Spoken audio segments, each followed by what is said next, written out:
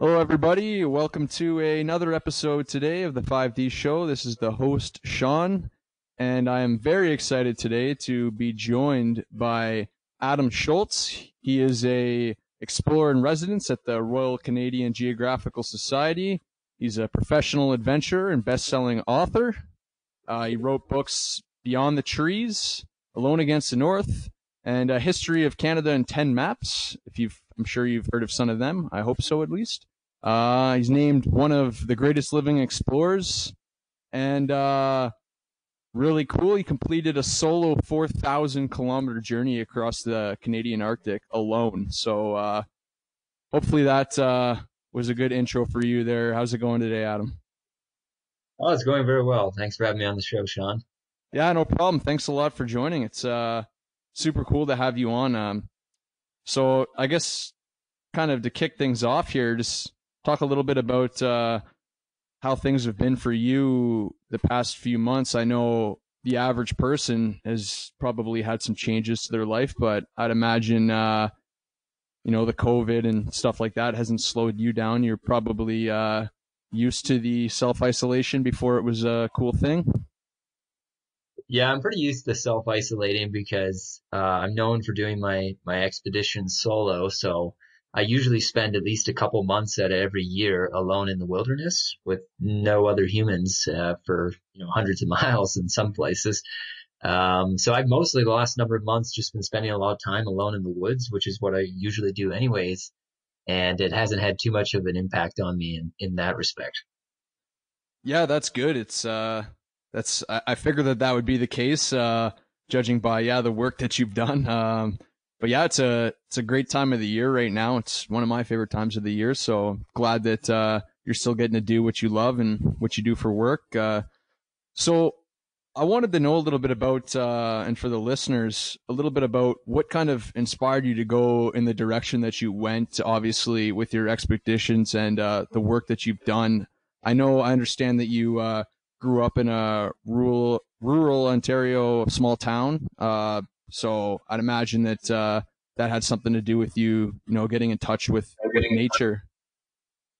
Yeah, I mean, I'm really just a guy who likes the woods, and that's my favorite thing to do, and it always has been since I was a kid until this day. I mean, I just like being out in the woods, and I never really gave too much thought to like a career or a job. I remember I was in high school and we had like career studies class, and people were supposed to pick what career they wanted, and I said I wanted to be like a woodsman.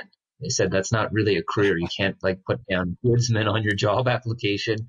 So my teacher fortunately, she, kind of forced me to pick a real job. And I just said, well, all I know is I want to just spend all my time in the woods. So what's a job I can do in the woods? And I racked my brain and I came up with forest ranger. So I did my project on forest ranger.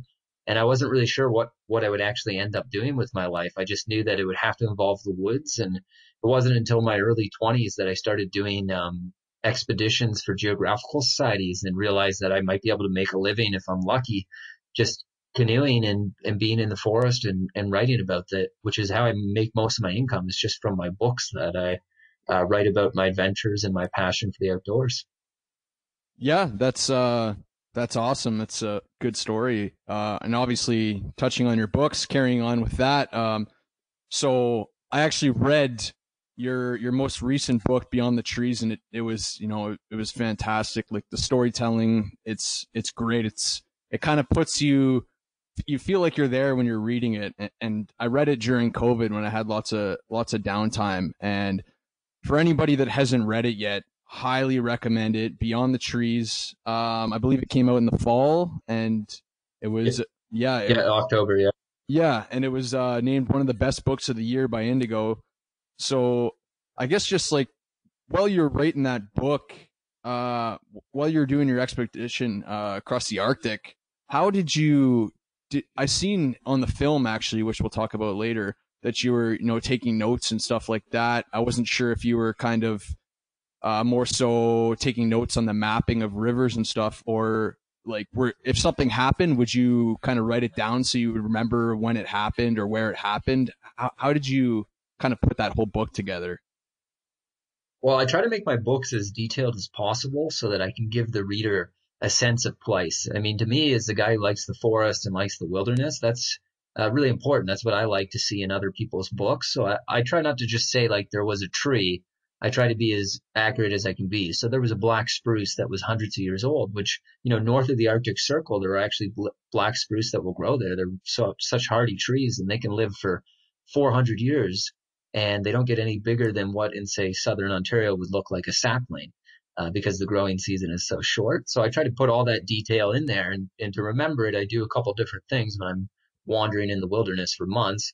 One, no matter how exhausted I am at the end of the day, I force myself to take some notes in my diary. So I'll jot down the weather, and I'll do a daily tally of how many animals I saw that day. So I might like write down 3 Arctic foxes, 2 snowy owls, snowshoe hare, 1 bear, and 3 Arctic wolves or something like that. And then if there's something else that I really want to record, like, some really cool waterfall I've come across or a big iceberg, I'll actually film it with my GoPro, get it on camera. And then when I get home and I'm actually writing the book, I can replay that scene and describe it as accurately as possible. Like I'd say, the iceberg was shaped like a pyramid looming out of the water. So I use my GoPros and my notes in the field to try to craft the book and make it as detailed as possible.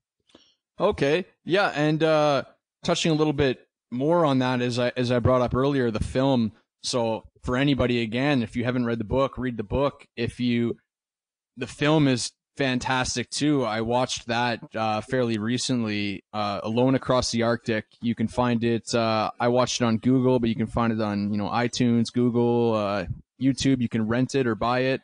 And it's fantastic. Vimeo.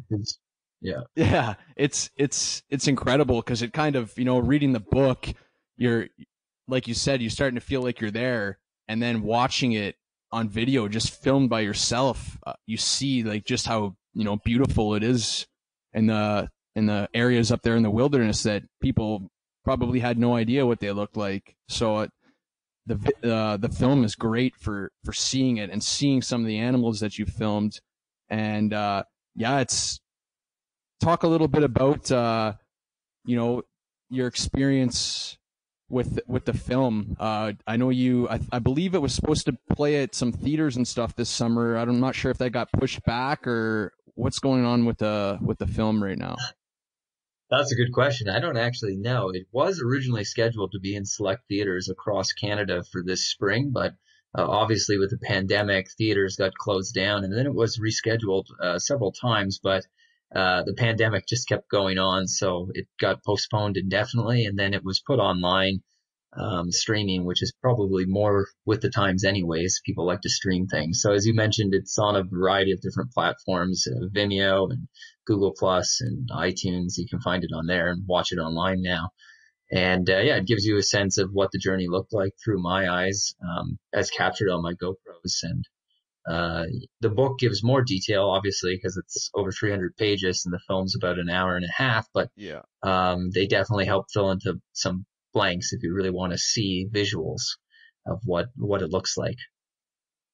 Yeah, and it was, yeah, it's really cool for that. Like you said, you get that visuals, the stuff that you people haven't really seen.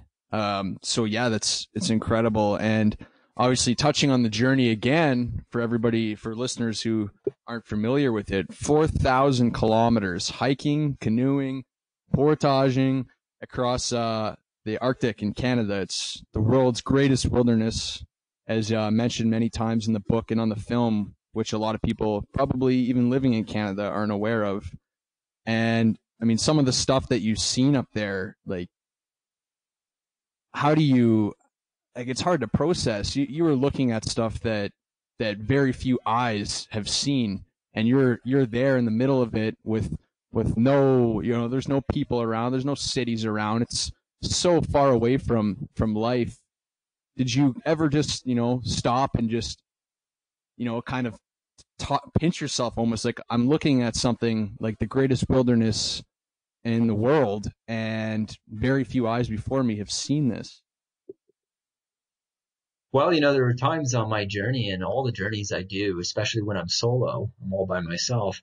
And I do sometimes think, oh, it would be nice to have a friend or a companion here to just cherish this amazing view of like the midnight sun and this surreal dreamlike glow of the midnight sun above these ancient mountains that are like billions of years old. They were formed, half a billion years before the first dinosaur ever walked the earth. So there are definitely some really sublime sights out on the Arctic tundra.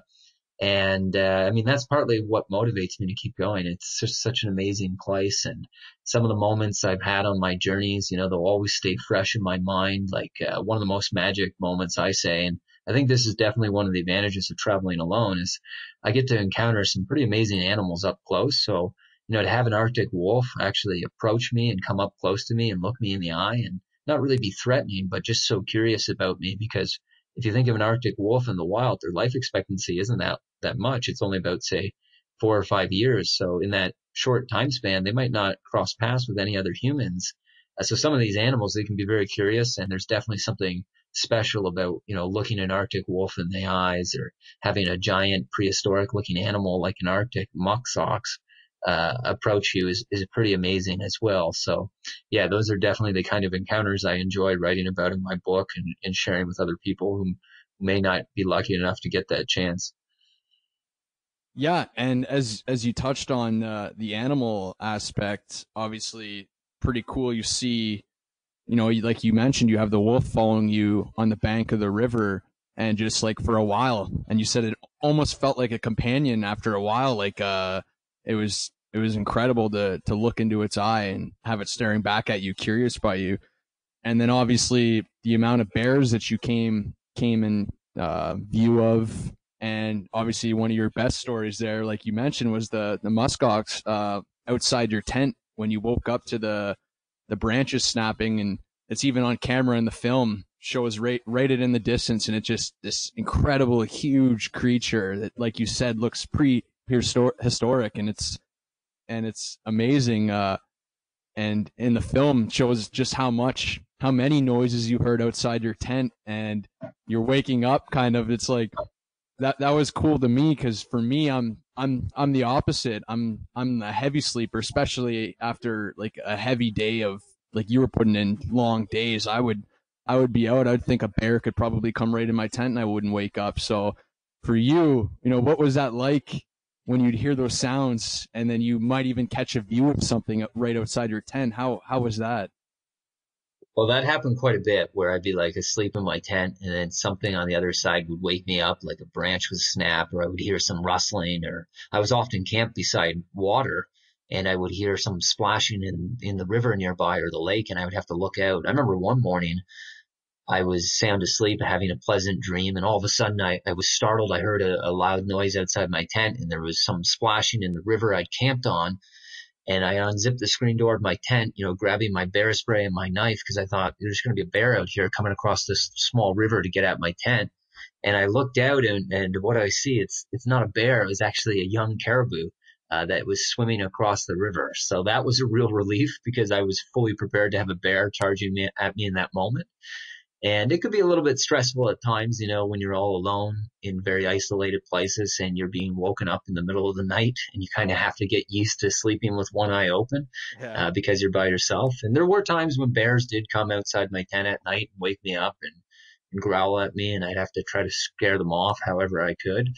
But, I think, we're talking about how heavy you sleep. And one thing I've never used on any of my expeditions is a trail cam. And, I'm pretty basic in terms of technology, just kind of bare essentials. But I was thinking recently, wouldn't it be funny if I set up a trail cam outside my tent at night? Because for all the animals I did capture on camera, like bears and musk ox outside my tent, I wonder how many, in the middle of the night come by my tent and I never even hear them or notice them. So maybe Yeah. something like a motion activated trail cam could be a new addition. Although maybe that would actually freak me out a little if I got home and saw like, oh, I had a lot more bears and wolves like 5 feet away from me in the middle of the night and I didn't even realize it. So maybe I'll Yeah, do that's that on my true. next journey. Yeah, that's true. Uh, yeah. So going back to a little bit on the journey and some of the amazing stuff that you got to do and got to see. And one part that I loved reading or watching was your routes and how you moved across the rivers. Obviously, you went down the not down, you went up the Mackenzie River, which is I believe is one of the world's largest rivers. Is that right? Yeah, I think it's the 13th longest river in the world and the longest in Canada. Yeah. So you had to go, you got to go down the Mackenzie River, which again is a fantastic river that not that many people know about here in Canada, being where it's located. And then I'd say one of the coolest parts of your journey, at least from, the point of view of the reader or the viewer in the film, is when you're going down the Coppermine River and like the water. Up it. Yeah.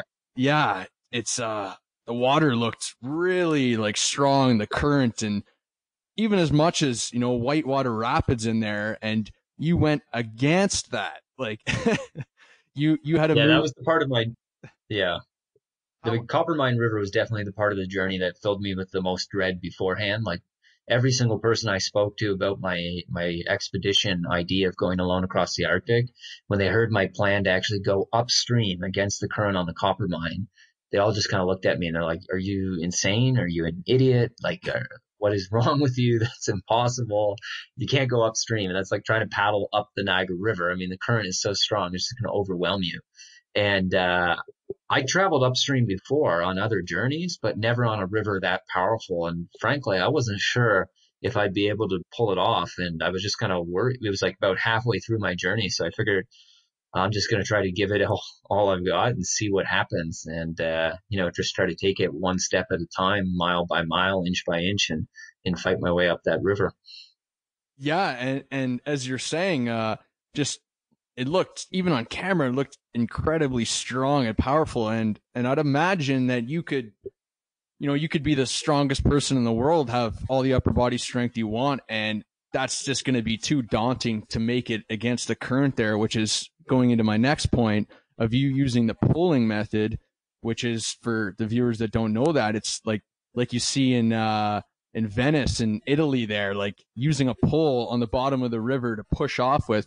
Do you want to talk a little bit about how you use the pulling, and what was that like going up the Coppermine River using that method? Yeah. Well, I mean, I figured out pretty early on that it wouldn't matter how strong you are, as you said, Sean. You could be the strongest person in the world, and you can't paddle against a current that powerful. It's just not going to work. I mean, even if you're like that strong, it's just going to put you in sort of a treadmill, and you're going to stay still. So I realized that my only chance would not be brute strength. It would be sort of balance and agility. And I would have to use a variety of different methods. Part of them was poling, as you said, which is using a big long pole. I'd cut a pole about 10 feet long, and then I had to delicately balance standing upright in the canoe, which is usually not what people think of when they canoe. You don't usually think of wanting to stand up in a canoe, but I had to stand up in the canoe and then use that pole to balance and actually kind of hug the shoreline where it was a little more shallow, and then use the pole to reach the river bottom and push my way delicately upstream. Actually, I just uploaded a video on YouTube a few weeks ago, kind of a how-to video demonstrating how to pull a canoe upstream and how to travel upstream. But on the Coppermine, I mean, there were 100-foot cliffs, there were really powerful white water, there was places where it was too deep, and I couldn't pull all of the time. I had to use other methods as well. There were times when I would have to actually just kind of jump along the shoreline and hold on to the canoe, which was down below in the water, and drag it beside me, and just kind of like slow and steady wins the race is what I would keep telling myself. It's like the tortoise racing the hare. You just got to take it one step at a time because this is so slow. And I remember it was like my first day was a little bit demoralizing because I put in like over 10 hours of my hardest efforts, and I made it like 12 kilometers. So very slow pace. And I was doing the math in my head on this 4,000-kilometer route. And I realized, at that pace, I'm never going to get across the Arctic in time. Winter is on the horizon, and it's going to bury me in the snow here before I even get halfway through my route. So there are other times when I have to climb ahead, like I was climbing a canyon or a cliff, and over these boulders and rocks, I'd have to climb ahead and then use a rope tied onto my canoe and actually line or track it upstream, like reel it in almost and bring it up to me. And the canoe, when I wasn't in it, could glide over the surface. But if I stayed on shore with the rope, I could reel it in. But that was a little bit nerve wracking to be honest, because there were times when if I didn't have the rope just perfect, the canoe might catch sideways and actually flip over, and then it'd be swept away with everything, all my gear inside of it, and I wouldn't see it again. So yeah, it took a variety of different methods and a little bit of creative thinking to figure out a way to get upriver against the current. Yeah, and that's so I guess with the pulling, as you said, the canoe school, they're standing up in a canoe is usually, for me, I'm going over into the water. So obviously with practice, I'm sure it comes, but what is that like for standing for long periods of time on the canoe? I would imagine you're trying to balance while pushing. Is it a lot more tiring than if you were just sitting and paddling, or how is it standing and trying to balance while you're pulling? Well, it takes a little getting used to, and it definitely helps if you practice your balance ahead of time. Um, I like switching from different methods. So some of the rivers, because I traveled up many different rivers on my journey and on other journeys as well. So sometimes I'm able to switch from one method to another and alternate. So if the current isn't too strong, then I can paddle for a little bit upstream and kind of, rest a little by sitting down in the canoe. And then when my legs get sore from sitting, I can stand up and stretch and then use the pole, put the paddle down and use the pole to pull upstream. And for the most part, I don't find standing in the canoe that problematic. It's kind of at least nice that your legs aren't cramped, as often would happen if you're sitting down or kneeling. So it's at least nice that you can kind of stretch that way. The hardest part, I would say, is just my fingers tend to get sore. If it's like a really long day, like 12 hours of pulling, my fingers will get sore from just being in that clenched position around a pole all day long. So Yeah. it does take a little bit of getting used to, but it's definitely a lot more efficient than trying to paddle against the current. Yeah, I would imagine that, and actually you write about it and you can see kind of when your fingers are sore at the end of a day there, and obviously your feet were getting in pretty rough shape too. It's part of the part of the expedition is those the pain that I guess came with it for you. And we talk about how daunting that one day was, where you're on the copper mine and you're only getting 12 kilometers and you're giving it everything you got. So I guess touch a little bit on the kind of the mental aspects. I mean, at the start of it, you had your plan, your journey, 4,000 kilometers. You had to get this race done before the winter made it, unpassable. And what did you do anything in your mind to make it eat? Like, did you break it up into distances or objectives, or because it had to seem overwhelming at times, especially when you're dealing with the elements and the wind and you're cold and tired and wet. Did you break it up into anything? Like, how'd you deal with the mental aspect that came with that? Absolutely. I did. In my mind, I didn't think of it as one journey. I feel like that would be a little too daunting. I'd be like, oh, I'll never make it to Baker Lake Nunavut before winter. And it would just feel almost overwhelming if I tried to visualize the whole route. So mentally, I kind of broke it up into smaller journeys, like a dozen different sections of my route, each with their own kind of psychological endpoint. So I would have like a more realistic goal that would seem like just around the next bend. And if I can just get there, I would tell myself, that's good enough. I don't have to go the whole way. I just have to get across Great Bear Lake, or I just have to get up the copper mine, or I just have to get across the border into Nunavut from the Northwest Territories. So I'd kind of give myself some sort of more manageable goal to sort of strive toward. And I would sometimes say, psychologically, it was like I was like the carrot on the stick in front of the donkey. I would just kind of lead myself on and be like, if I could just get there, then I could reward myself with a freeze dried meal and, have a nice sleep in my tent sort of thing. So I did compartmentalize the journey into smaller journeys in my mind, just as a way of making it seem less daunting. Yeah, and as as you mentioned, it definitely seems nice getting to your tent every night, and especially when it's cold and wet outside. That it's a nice luxury to have. I know that feeling for sure. And we're talking on the mental stamina, the mental aspects of the journey, and I think a couple of the incredible parts were when I think once you realized, you thought maybe by the maps that you were going to carry on in a river, and you realized that it wasn't going to be passable, and you had to take, I think it was a three trip portage with all your gear and something like 10 kilometers. So that had to be pretty tough mentally to know that you had to do that trip 3 times or whatever in one day through rough terrain, carrying all your gear because you can't go down the river. And, at the end of that day, you put in so much work and you only moved 10 kilometers. Yeah, sometimes I would have to make 4 trips to complete a portage because I had my backpack, which had my tent, my sleeping bag, my extra clothes in it, tripod, camera equipment. So I would usually carry the backpack first because it was by far my easiest and most comfortable load. And of course, there's no trails or paths of any kind to follow where I am. And even though it's the Arctic, there can be a lot of thickets like dwarf birch, which is kind of like a shrub that gets about 6 feet high. And those dwarf birch thickets can be very difficult to move through. You can't see more than a few feet in any direction. There can be an Arctic grizzly hiding in them. And then there's like rocks and boulders all over the place that you can trip over. So I would usually take the backpack first when I would have to do a portage just to sort of scout out the route and try not to get lost. And I might be wandering for like a couple of kilometers before I would get to the next body of water I was seeking. So I usually take the backpack across, say 3 kilometers. And then when I would get to the next body of water, I would set that down and then kind of wind and snake my way all the way back, retrace my steps, try to remember where I came from and get my next load, which would usually be one of my watertight plastic canoe barrels. And those watertight barrels would have all my food rations stored inside of them, as well as some other miscellaneous gear like extra batteries and things. And I had 2 of those barrels, so I'd have to take each one in a separate load, strap it onto my back and retrace my steps another 3 kilometers, set it down, go back 3 kilometers over the rocks and through the willows and the dwarf birch. And then last but not least, I would always save my canoe for the final trip across because it was usually the hardest, most awkward to carry. It weighed about 58 pounds.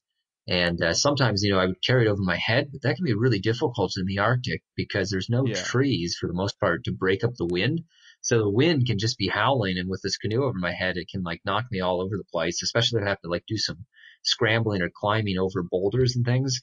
So that could be difficult. But I usually take it last just because by the last trip, having gone back and forth 6 times, I would be like the most familiar. I would kind of remember like that shrub or that boulder. So I'm not going to get lost at least with this canoe over my head. And that means, to do a 3 kilometer portage with my 4 different loads in the backpacking, it would in fact be 21 kilometers of travel on foot just to move 3 kilometers on the map, which is why I tried to minimize portaging wherever possible. But in some cases, it just wasn't possible to avoid.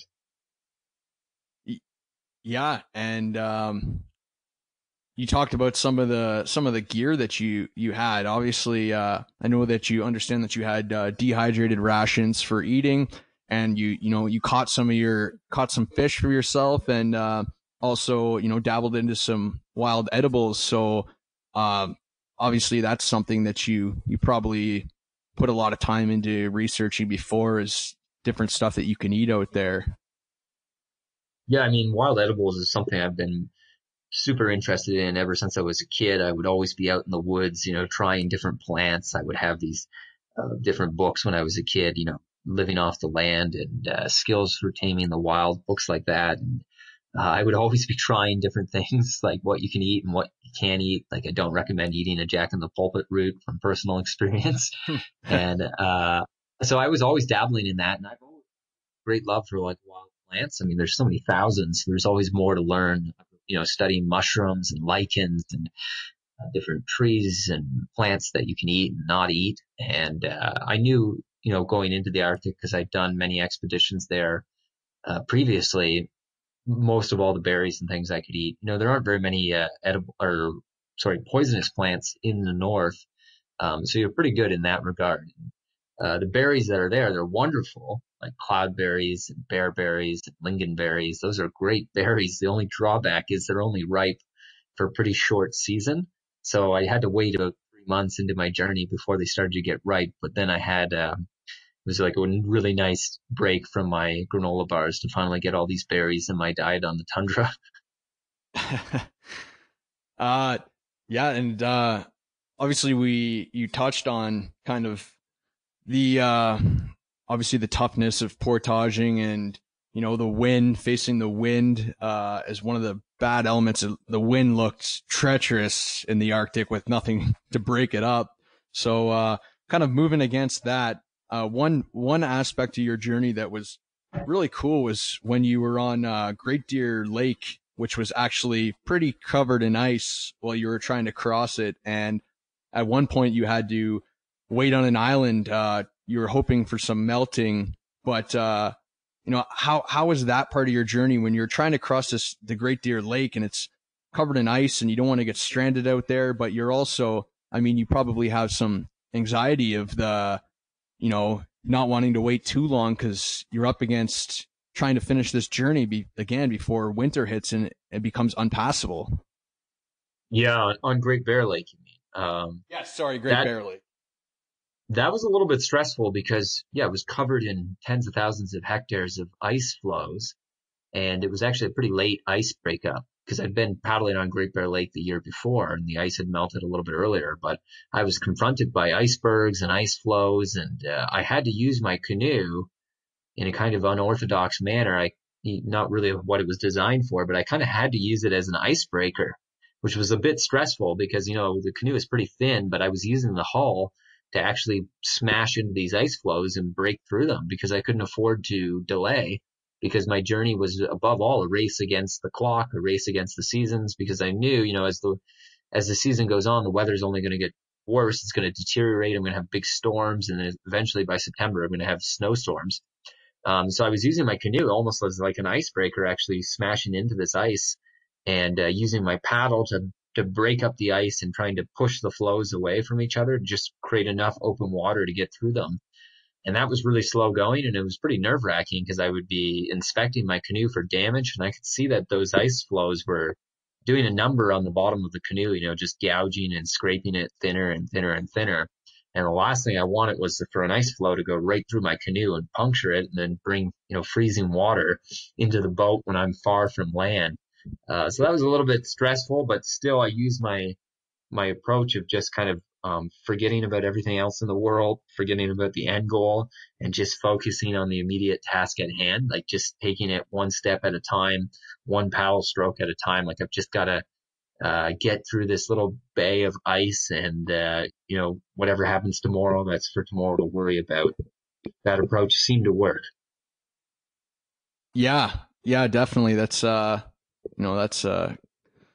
big mental aspect, I guess, of that side of the journey. And I guess we talked a little bit about the animals and how bad the wind was up there for you, and obviously the ice and stuff like that. And one of the big things that looked really terrible was the bugs, the bloodsuckers up north. And I think when a lot of people think of Canada's Arctic, they're thinking, bugs are a little bit further down. They're thinking of, the ice. They're thinking of the elements and the animals and the terrain, the crazy terrain up there. And one thing that was really big in your journey was at times there's like clouds of mosquitoes around your head. And I know your neck got eaten alive by black flies. And I know you said during your journey that you're not going to let the bugs kind of spoil your journey, but that had to be those bugs look crazy up there.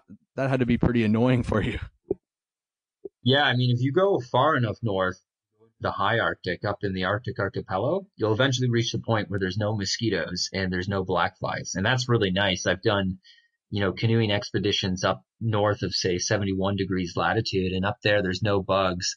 And that is really nice. But in the southern Arctic, which is down closer to the Arctic Circle, on the barrens or the tundra there, the black flies and the mosquitoes are just brutal, like literally billions of them.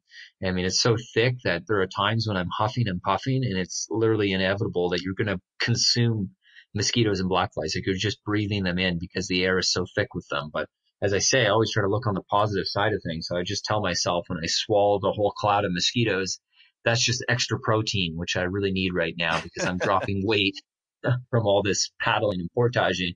And I'm pretty lucky that I have a pretty good high tolerance for mosquitoes because, where I grew up in Ontario was just unbelievably thick mosquito country. All around my childhood home was like thick, foul pools of black, stagnant swamp water. And I remember like from the earliest age as a kid, we were always in those woods and the mosquitoes were really bad. And I feel like I kind of acquired a bit of a resistance to the mosquito bites because they don't affect me too much. I don't get too much of a reaction. But it's still annoying. And especially like every once in a while, you get a mosquito lodged in your ear because they're buzzing around so thick. And it's the black flies, as you said, they're the ones that really get under your skin because there's not a whole lot you can do about black fly bites. Especially they like to bite you on the throat or behind the ears or on the wrist. So that would get a bit tiresome, getting bit by black flies, but I would just tell myself, if I can just put up with this for the next 2.5 months, by the end of August, it'll be cold again and it'll be below freezing and then all the black flies will disappear. So I would just sort of say, take it one day at a time. And eventually, once we get back to the fall, because my journey continued right into September, it would get too cold and the bugs would go away. Yeah, that's yeah, I know exactly. Being from Ontario, I know exactly, especially Northern Ontario, just how bad they are there too. So it's I guess you grew up used to that, but like you said, in a way, you didn't let that something like that so small, bring you down for your journey. And as you said, you only live once, and you're only young once to do the stuff that you really want to do while you're, while you can still able to do it. So, Adam, thanks a lot for coming on the show today. It's been great. I know right from when I read your book and see your film, I had to talk to you. That was it's incredible. And again, I recommend for anybody that hasn't read one of the books or seen even the film, check it out. Like, especially if you love outdoor stuff. And I know a lot of my listeners do love that type of stuff, and it's incredible. It's definitely look into it. So, thanks again. Thanks for your time. Thanks for coming on, and best of luck in, whatever future journeys you find yourself going on. Oh, my pleasure. Thanks for having me on the show. Perfect. And thanks everybody for listening. That was another episode with Adam Shoalts, explorer in Canada here, talking about the great, beautiful Arctic that we have in northern Canada here. Thanks for listening, everybody. Great, beautiful Arctic that we have